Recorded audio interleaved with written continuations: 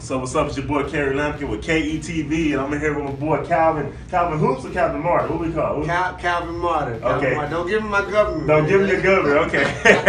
We gonna edit that. But yeah, I'm here with Calvin Martyr, man. He's with matter of fact, Calvin Martyr. Could you tell the viewers your latest project you got working on and everything? Oh yeah. My latest project is called Culture War, it came out about a year ago, last January, but it's becoming more and more relevant actually. I didn't really fully understand it at the time, but it's in a lot of ways it's very prophetic, So man, it's been a blessing. It's definitely been my most. It's opened up the most doors than ever in my career so far. So just really grateful for the things God has given me to speak, and I'm excited about new music. I've been writing. Nothing too soon, but I've been writing though. So I'm, just excited about this season. Man, I'm excited too to hear that. Matter of fact, I was on your. I've been following you on social media and everything, and then you've been giving some good work. So hey, you got to go follow my boy on Facebook, Calvin Martyr. He's on that Facebook Live, So catch some of his words, man. I'm telling you to get you going, keep you motivated and encouraged. But yeah, man. Speaking of that, man, how'd you come about the name Calvin Martyr? Oh man, yeah. So a lot of people ask me that. So of course everybody knows I used to go by C Hoop. And C Hoop was just, of course, an abbreviation of my government. And but when I began to do music, of course, I never sought God. I don't know if everybody else seeks God about their rap name or anything like that, but I never was like, God, what do you want my rap name to be? I just started using the name C Hoop, which was a nickname I picked up from high school, sports teams. My coaches were like, C Hoop. Yeah, so it just kind of stuck. But when I really started to begin to mature in my walk and just develop my philosophy on what do I want my ministry because I believe that doing this is ministry. If we've been given gifts and the gifts are supposed to glorify God, let your light so shine, that they will see your good works and glorify your Father in heaven. So it's supposed to be ministry, right? Yeah. And so anyway, as I began to really develop my own philosophy on how I want to present my artistry, God began really dealing with me. And the first thing was, to change my name. And a lot of people hear Calvin Martyr and they think, this dude got a complex. You wanna die, bro? You know what I'm saying? They think that. But when you really study it out, study church history, one of the most most famous, if you will, martyrs is Justin Martyr, and there were so many martyrs in the early Christian faith. Yes, but it would be an honor to put martyr behind their name. So Justin Martyr isn't his name. His name might have been Justin Johnson or whatever, but so they give him the title martyr because what the word martyr means witness, faithful witness. So it's to identify that this was someone who held his witness, even in the face of persecution, even in the face of adversity.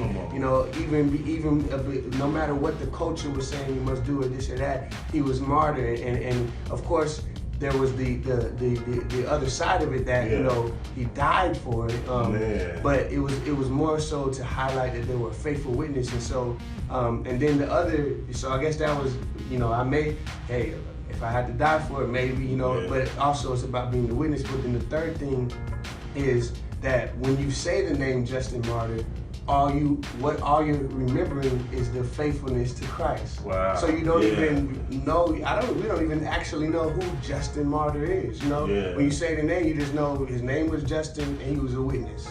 So you say Calvin Martyr, his name was Calvin and he was a faithful witness. Man, it doesn't even identify anything with who I am actually as a personal being because it doesn't matter.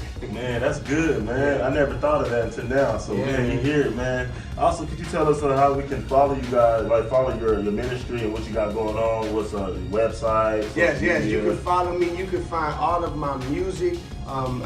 It's something I started from the beginning. You can get all of my projects for free. Just visit my website, calvinmartyr.com. On social media, Twitter, Facebook, Instagram, it's all the same, @Calvin Martyr.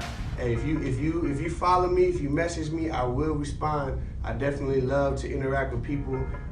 Social media is so powerful, you know, because I mean, you can connect with people all across the world, you know. So, hey, if you hit me up, I will hit back, and I just want to build with as many people as possible. Yeah, and I can agree to what he's saying. Like, he will hit you back, man, because I think about a week or two ago, I hit him up. You know, it was late too. You know, I worked midnights and stuff, and I hit him. It was Johnny on the spot, man. It was like encouraged me so many words, man. We encourage each other, iron sharpen iron, man. So yeah, man, definitely he'll get back with you. So just follow him on all the social media.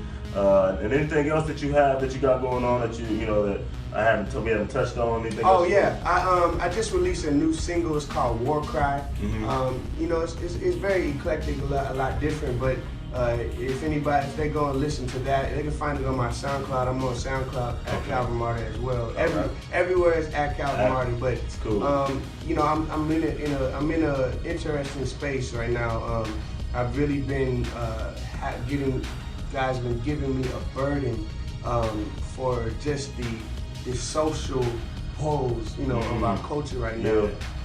And you know, there is a sect of people that have this same thinking, but for the majority, a lot of people don't consider that the gospel should be a social gospel, meaning that not just social, like, oh yeah, I tweet verses on social media stuff, but that the message of the kingdom should be impacting our culture. And you know, because Jesus said, he said he was anointed for the Holy Spirit, you know, to free the oppressed and the broken and so we should be for the poor. We should, you know, we should be advocates for, you know, the homeless, and we should be changing, you know what I'm saying, the poverty neighborhoods and the juveniles, and there's so much that the gospel is powerful for changing the culture. Not just it shouldn't just be this personal, okay, I'm saved now and that's what it's all about. And you know, and it's sad that because we're not taking it out, we're not being the salt.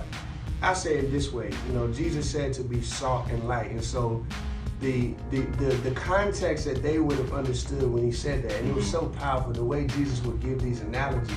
He was like, you are the light of the world, a city on a hill cannot be hidden.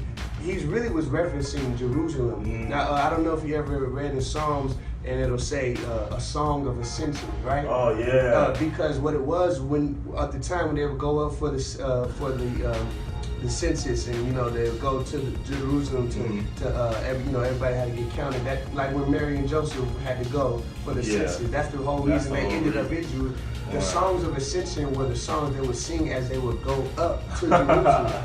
Jerusalem was on a hill, and so what was in Jerusalem? The temple of God. So Jerusalem represented where God's presence was, right? So when he's saying you are the light of the world, a city on a hill cannot be hidden, he's saying the presence of God that's in you is like the Jerusalem that's on the hill. Everybody knows that's where God's presence are. You're the carrier of God's presence. Right? So we should carry his presence. And then he said, you're the salt of the earth. You know what I'm saying? He said, you know what I'm saying? So the salt, back then they would have understood, I'm the salt of the earth. Back then salt was the #1 commodity. Right? It was the most precious thing you get. It was more precious than gold, silver, or anything else, because salt was what preserved everything. You didn't want, you know, whatever, your food, your meat, anything to spoil, they didn't have refrigerators. They had salt. You got to pack it in salt or it was spoiled. And so for him to say that you're the thing that preserves not only just, you know, food, but you're the thing that preserves the earth. Without you in the earth, everything will go to spoil. Jesus. You're a carrier of God's presence, and you're the preserver of the culture. And so that's what I believe, that's where I'm at. Like, so, you know, with the new music that I'm going to be coming out, it's going to be a lot more, you know, and Culture War was a glimpse of that, you know, when I started exploring this, you know, because Culture War, it's, you know, it's one, you know, it's a conceptual in the sense that each, you know, it's a lot of songs that are telling stories. You know, I'm sharing a bibliocentric worldview. It's not necessarily you're going to hear Jesus, Jesus, Jesus, but you're not going to listen to that and not see the story I'm telling of how it will impact someone's life. Like a song like Monster, where it's, you know, talking about this guy named Bobby who just had a hard life. But in the end, after everything else, he finds Jesus, you know, and finds freedom from his oppression and his life of pain and brokenness. And so I believe the gospel can change anyone's life, you know, and I believe that the words of Paul ring true, especially for rappers, when he says, my message and my speech to you was not in plausible words of wisdom, but in demonstration of spirit and power. You know, so that the faith of men may not be in the wisdom of men, but in the power of God. I think that contextually applies to rappers more than anybody else. That wow, like we have some plausible words of wisdom, and so if we have the wisdom but not the demonstration of spirit and power, then that's how you can have people being fans and worshipers of you more than God, because they're all into your ability and your gifting, you know. And so the gift without the anointing is pointless, man. You know, where's the oil? You know, who are we impacting? And you know, it can go deeper, but I really believe, you know, if we remove the gospel, we remove the power. Man, you heard from the best, man. Calvin Martyr, bunch of wisdom. But yeah, man, it's your boy Carrie Lampkin. Calvin Martyr, you got anything else you want to say, bro, before we end? God bless y'all, man. Hey, I'll say this: if God reveals to you what your destiny is, then you must begin to govern yourself according to your calling. Amen. Well, yeah.